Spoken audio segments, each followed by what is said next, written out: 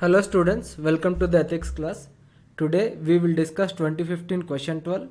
This is the first part of the question. This is the second part of the question. Again, you should have attempted this question beforehand, before watching this video. So as a civil services officer of the state, what would be the order in which you would rescue people and why? For me personally, it has been a very tough question to be able to decide whom to rescue first.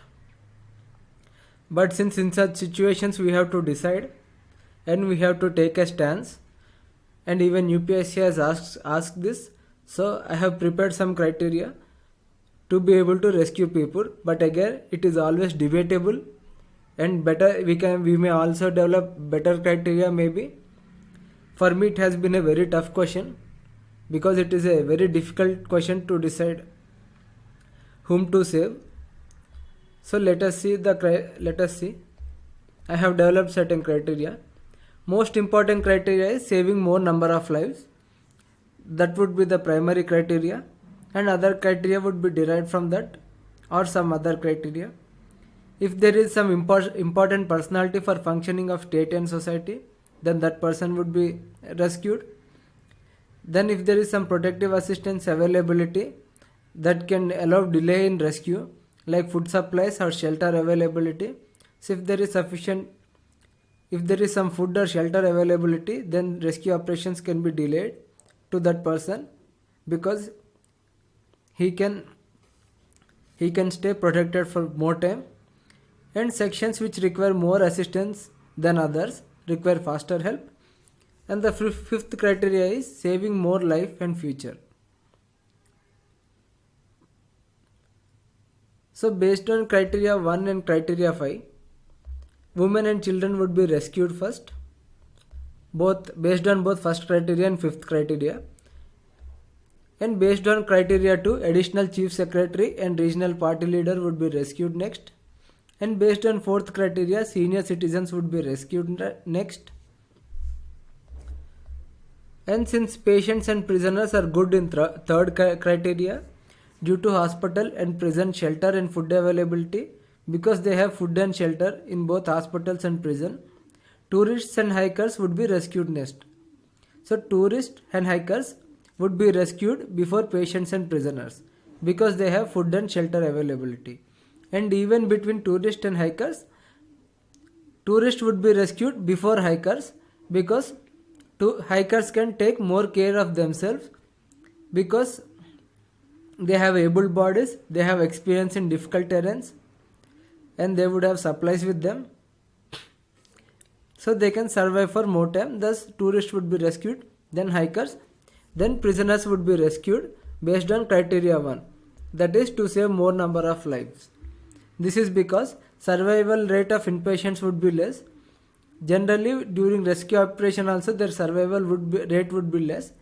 And primarily, lot of arrangement has to be made beforehand before rescuing patients. It's not that we can just get them because they are inpatients. We need all the equipment. When we go for rescue operations, we need to take all the equipment for the hospital along with the patient. So because of that, we would be able to take only few patients at a time. The survival rate would also be less. And also we have to make extensive arrangements in our rescue operations to accommodate them. But this will all take lot of time. So we might have to to rescue patients, it will take lot of time and arrangements. So we would be able to rescue only very few people. So we are trying to save as many people as possible. That's why we are saving prisoners first.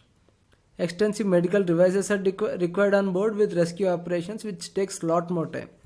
And the survival chances are probably less. So thus, based on criteria 1, prisoners would be rescued, especially considering the fact that in India 70% of prisoners are under trials. In India, it's a special case that they are not convicted people. It's not like they have definitely done something wrong. Most of the prisoners, 70%, are under trials. And also, if you see, most of them, they are generally very poor people who could not afford a good lawyer. That is why they have ended up in jail. It's not like prisoners means they have done something bad or anything in India. because 70% are under trials, and even in them most of them would be poor. They have ended up here in prison even though they are under trials because they could not afford proper legal services. So if we see, it comes to around 187 words. So this would be my criteria. Based on this I would rescue them.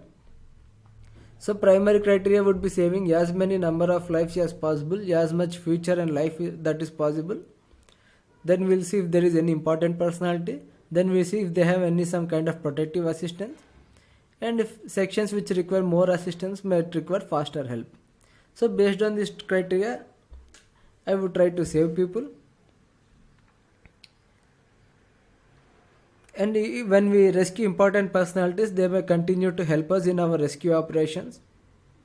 They may add to our rescue operations, so that could be another benefit of rescuing some important personalities. So again, it is a very difficult question to be able to choose, but given the circumstances, we might have to choose something, and it will not always be ideal. So be very careful. And that is all. Thank you.